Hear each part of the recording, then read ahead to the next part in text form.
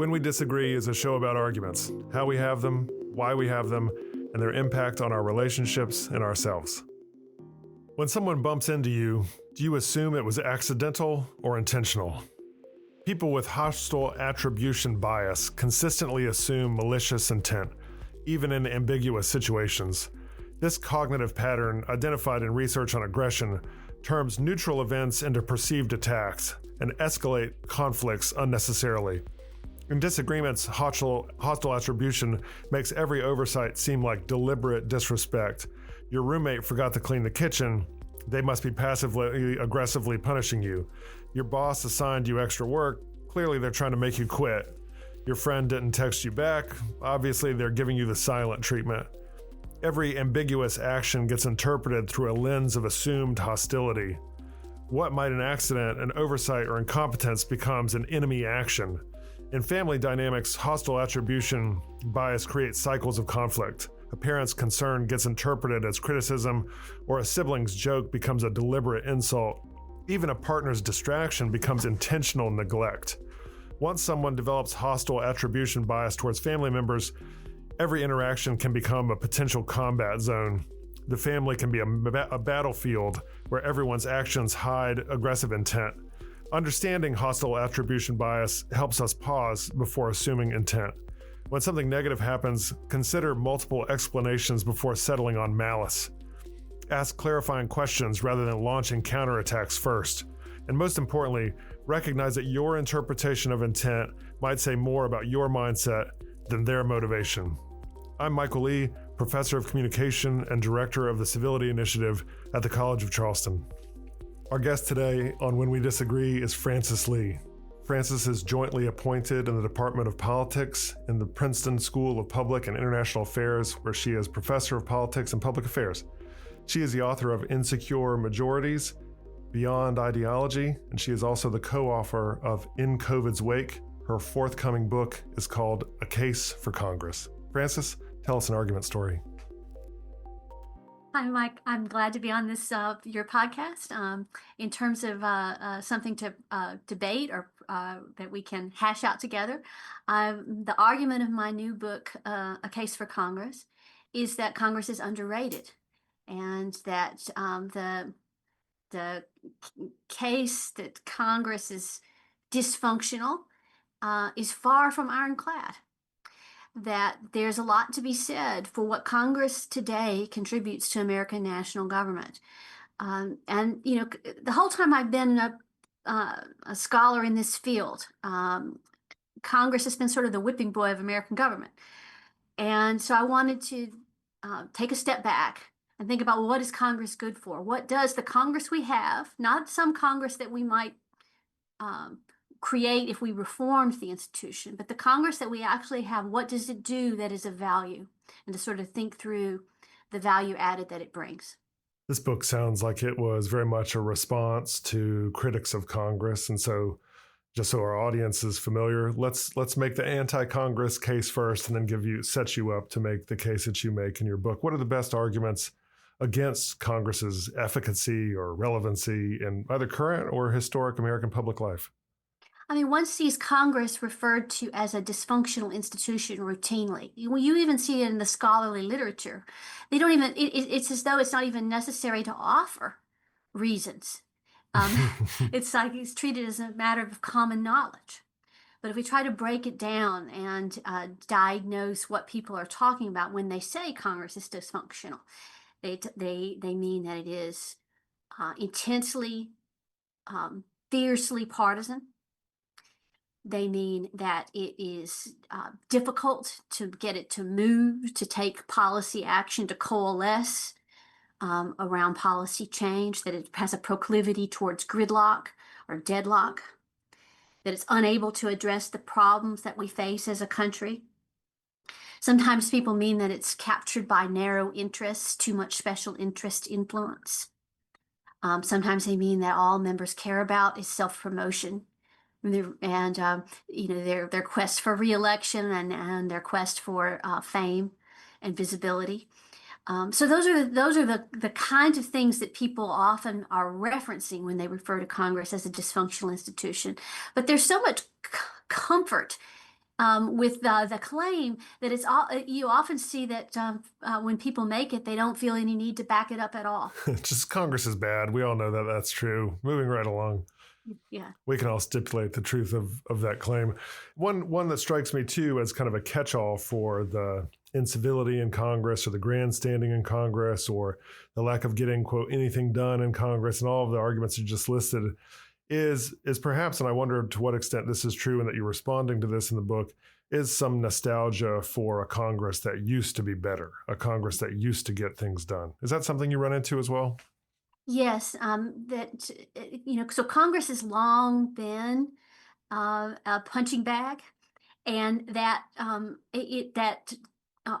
complaints about Congress are often benchmarked against a golden age that was located sometime in the past when Congress was better. So if you go back to the 1960s, political scientists, pundits would describe um, the Congress as dysfunctional. Well, they would look back to the Great Triumvirate, the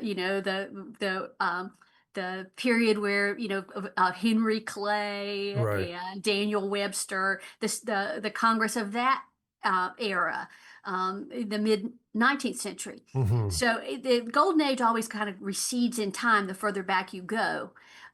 We've been consistent the whole time I've been in this profession in describing Congress as dysfunctional. But what's the benchmark people are matching the current Congress up against? Well, it varies over time.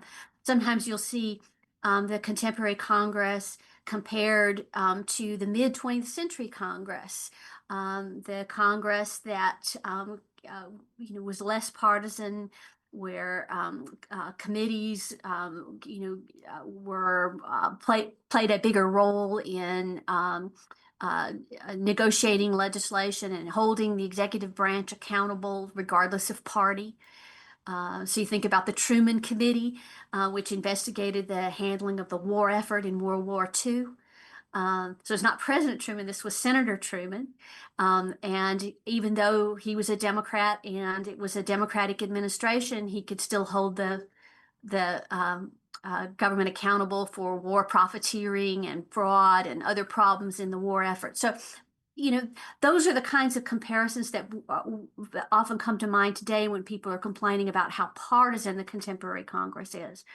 But the specific golden age varies over time, but there's usually some frame of reference that people are turning to Right. make that comparison with the present. Well, we've given your critics lots of time. To set up your argument of your book. Take us through the big grand case, and then if you want to respond to a few of those criticisms one by one, feel free. Well, I think about the purposes of Congress as threefold, or the purpose of a legislative assembly as threefold: representation, lawmaking, and executive accountability. So these are three different functions. And then I consider in the three parts of the book how the contemporary Congress performs on those three dimensions. So we can walk through each of those. I can begin with representation. One, the contemporary Congress mirrors the partisan division that exists in the national electorate in a surprisingly effective way. There's a lot of fidelity in representation on that dimension. This is a 50-50 country. You can see that in the outcome of presidential elections, which are highly unpredictable and consistently close. And they've been close all through the polarized era. Well, Congress has also been narrowly divided all through the polarized era. And the outcomes of presidential elections are mirrored rather closely by the division of seats between the two parties in Congress, in both House and Senate. So even though there's gerrymandering, and even though there are often problems with proportional representation in systems like the U.S., where we have single-member districts, in theory, a party that could win 51% in every state or every congressional district could get 100% of the seats. So we don't have any guarantees of proportional representation, but Congress has represented the parties proportionately to a very admirable degree through the polarized era, which is it's very important in a country that's as divided as ours to have fair representation in party terms, which we have. Let me pause on that one for just a second. Two Sure. counter arguments I've heard that I'm curious to hear your responses to.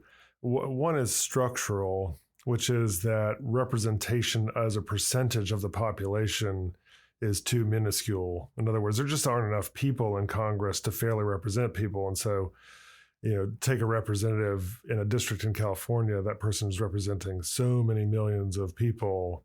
And then that's true in many, many districts around the country. So that's one argument. There's just not enough representation, and that's a structural issue. And the second one is, and this is to your point about to what extent the Congress represents a divided country. Well, one of the things the country seems to be divided on is that routine majorities of Americans seem to really dislike the parties in general, but there is no representation for those people, the anti-party so-called independents. What's your response to both of those things? So on the second point, on the anti-party sentiment, Right. I think it's a fair point that there aren't many independent members of Congress. Mm-hmm. There aren't many members of Congress who are uncommitted. Even those who call themselves independent align with one of the parties. Now, what I would say in defense of that is that's also true. Social science has shown that that's also true of most voters who call themselves independent, that they are not actually neutral between the parties. That, in fact, if we look at them in behavioral terms, most people who call themselves independent have a party alignment that makes them in behavioral terms indistinguishable from partisans. That if we are looking at the share of the electorate that are truly swing voters, that's less than 10%. So I would say that Congress reflects that the behavior of the American electorate in that regard, even though many Americans call themselves independents and not many members of Congress do. Now, it's true that as the country has, on your first point, it's true that as the country has grown, congressional districts encompass larger populations. Same thing is true in the Senate, but it's a little bit more variable. We have some mega states, and we have some states that are the same size as a congressional district. In fact, it's even possible, and it sometimes happens that you'll have a state that's smaller than your average congressional district. Like Wyoming is smaller than a congressional district right now. So it's true they encompass more people. But I mean, it's hard for me to figure out what is being missed in substantive terms. That this is, I mean, there are trade-offs between having a body where people know each other and can negotiate and have sufficient trust that they can work together, and a body that in growing in accord with the nation's population always maintains the same proportion, so that we always have one member for every 30,000 people or whatever. That if we did that, if we were to follow a rule like that, that was there was initially, when the Constitution was being negotiated. That's right. They thought that this would be a reasonable approach, that they would set a proportion, and that was thankfully not adopted because it would create an unworkable body. Yeah, that's where my question came from. And in fact, if that same standard were used today, per my most recent recollection, the House of Representatives would be in the high 4,000s or low 5,000s if memory serves. But in any case, you sort of get the idea.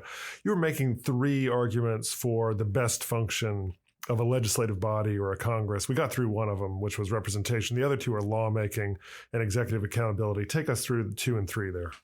Okay, let me just say that there are more dimensions of representation that I cover in the book. I treat party as the most important because it's the single best summary of what people want out of government, both at the individual level and among elected officials. So party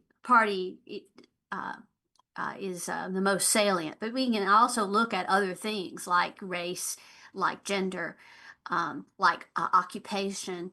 And the bottom line there is that Congress, the contemporary Congress, is more diverse than it's ever been. Hmm. So it's even if it falls short of a equal representation, that women are not 50% of the Congress. Um, Even though it falls short of an equal mirroring, the contemporary Congress measures up better by that standard than previous Congresses did.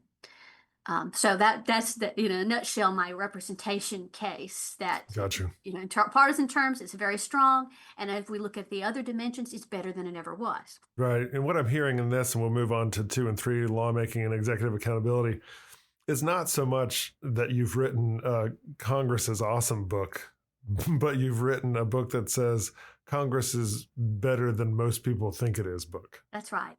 That's right. It's a kind of a 2 cheers for Congress book. It's 2 not cheers. 3 That's cheers. right. There you go.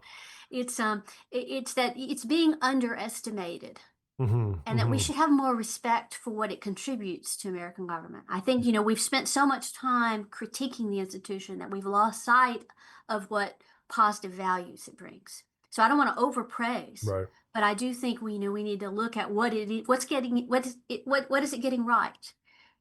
On lawmaking, the key thing to know about Congress is that very few bills pass narrowly, which also means very few bills become law on narrow party line votes. That's unusual.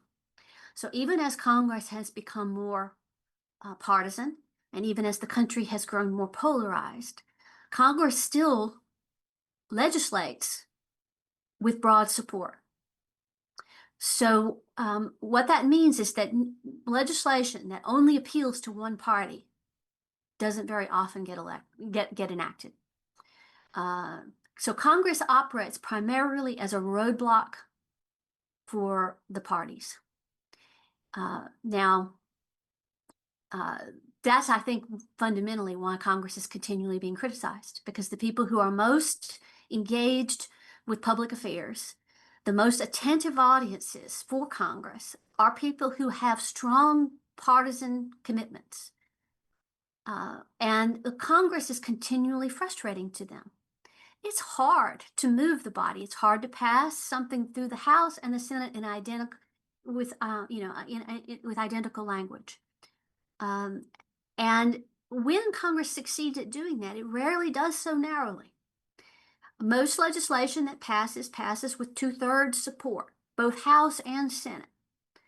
And that's true of routine legislation as well as of important bills. So if we only look at the dozen or so most important bills or most important laws that get enacted in any given Congress, in the book, I rely on David Mayhew's lists. He's a Yale political scientist who's been offering these roundups of Congress going back to the middle of the 20th century. When he begins his data series.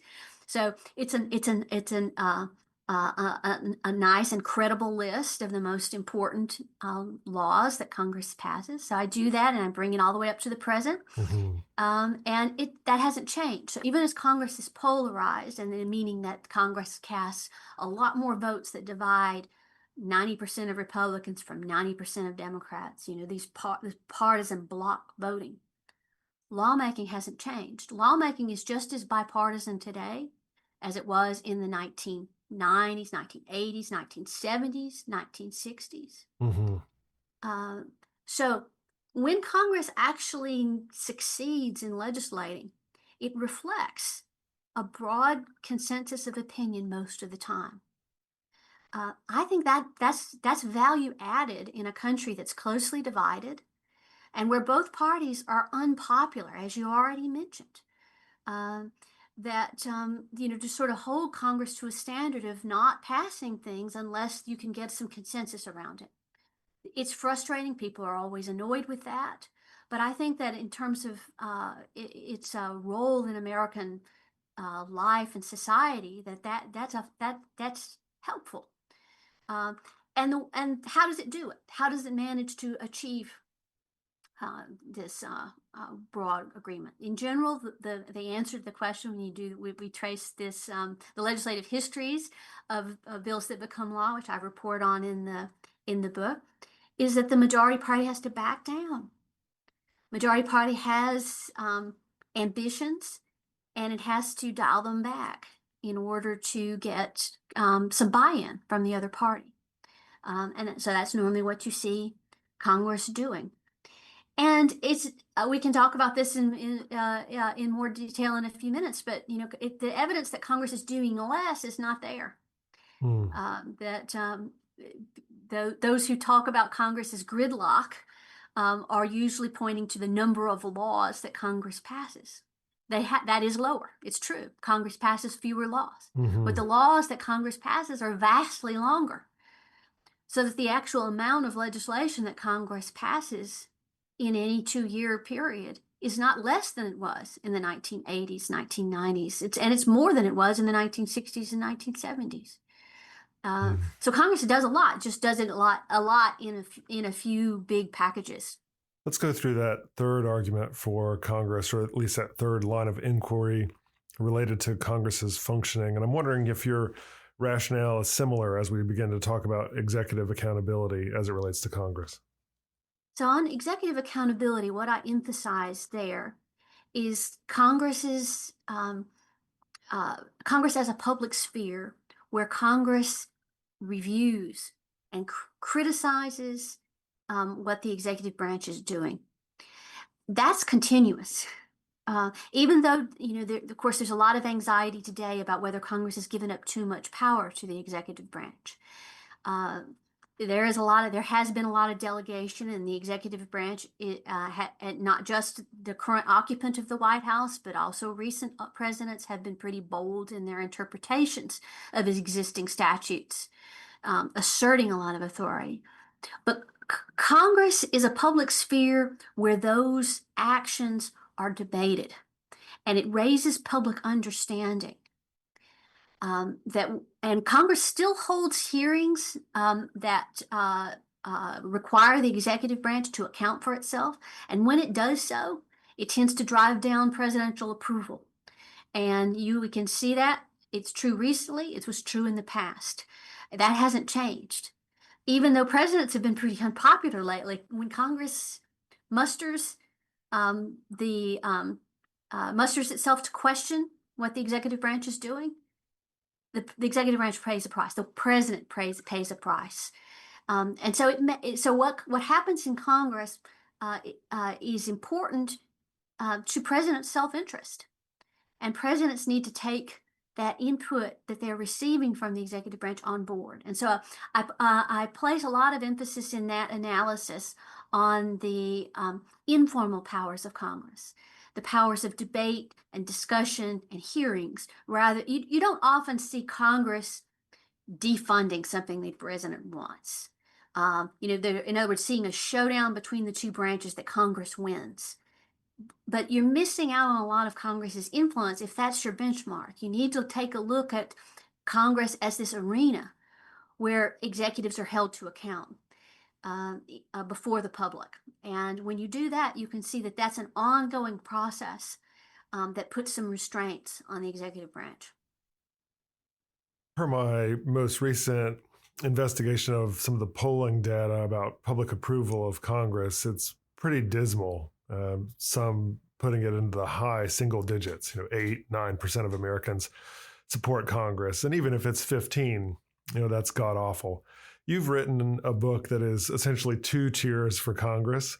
The public seems to be giving Congress 2 thumbs down, if we can start really mixing these metaphors. My question is, as we stack up the arguments you've made and the arguments that we let your critics make at the top of the show, are they seeing something that you're not seeing, or are they just not seeing what you're seeing? Well, I guess one way to think about it is that the newspapers don't report on when the planes land. That when things are going okay, there's not newsworthy.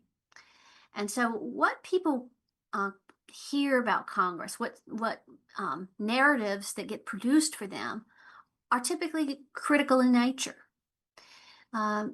And this has been a longstanding feature of Congress, that members of Congress don't stand up for the institution that they're part of. They stand up for themselves. They say, I'm going there to fight for you against all those other crazy folks. They put the institution down, and they burnish their own credentials in contrast to the rest of the institution. So nobody speaks up for the institution. Not the news media, which is tends to take a critical stance and reports on when things are going wrong, and even members of Congress themselves. So it's not surprising in that sense that the public would have a dim view, because they never hear an alternative perspective. And so in some ways you might say I'm going back to the, civics 101 and thinking about, what do we want a legislature for? Well, we want for representation, law, executive Right. accountability. So what can we say? And so if you take that perspective, thinking about what is the legislature for and what does the current Congress do on those different dimensions, you can see that it does a lot of things that people actually do want. It's not to say that the public is wrong to be frustrated. I wouldn't make that claim. There's a lot of reasons to be frustrated with American government, and we need people who want to make change and who have a view about what needs to be done. That's also a key role that we need citizens to play. But if we're trying to be objective about the institution and think about it from a constitutional design perspective, then we can consider, what it is the contemporary Congress is doing in each of those three areas, and you can make a case for it. And I think that this can cut against the despair that people have a tendency to feel when they think about that, everything that's wrong with American government. The book is coming out in the context of our 250th anniversary as a country. And so maybe it's time just to think about it from that very big picture perspective. Even if there's things that we could make, many things we could make improvements on, let's not take for granted what is working. That's the spirit in which I wrote the book. Last question is kind of a big one, and it asks you to talk about the case for Congress, both generally, perhaps in a democracy, but also right now. And not just in the sense of cheering on Congress, but a data-driven, research-heavy 2 cheers for Congress. So let's just say we have spent several decades now really wallowing in the argument that Congress is dysfunctional. Approval ratings are in the toilet. Why is an argument for 2 cheers for Congress important generally in a democracy, and especially important now? Well, after all, what we're talking about here is a legislature. And what does a legislature do? It writes laws. And it does that among other things. But that's one of its most important functions. And so it's core to the rule of law. And so what can we say on behalf of the rule of law? As opposed to, say, pure executive discretion. There's deliberation. There's consensus building. There's some degree of stability of the law, which allows for reliance interests. It invites us to consider the value of the rule of law. Without a legislature, you don't have the law. You don't have the law. And so I think that as we reflect on presidents that have been very bold in asserting their discretionary power, where the current occupant of the White House claims the ability to raise and lower tariff rates on a day-by-day basis. If you're trying to operate in an economy where your inputs can change, the cost of them can change drastically from one day to the next, maybe you can appreciate a process that requires hearing from the various points of view of people affected as policy is made, and having some stability in that policy. Those are the kinds of things that a legislature brings to policymaking. Frances Lee, thank you so much for being on When We Disagree. Thank you, Mike. When We Disagree is recorded at the College of Charleston with creator and host Michael Lee. Recording and sound engineering by Jesse Kunz and Lance Laidlaw. Reach out to us at whenwedisagree@gmail.com.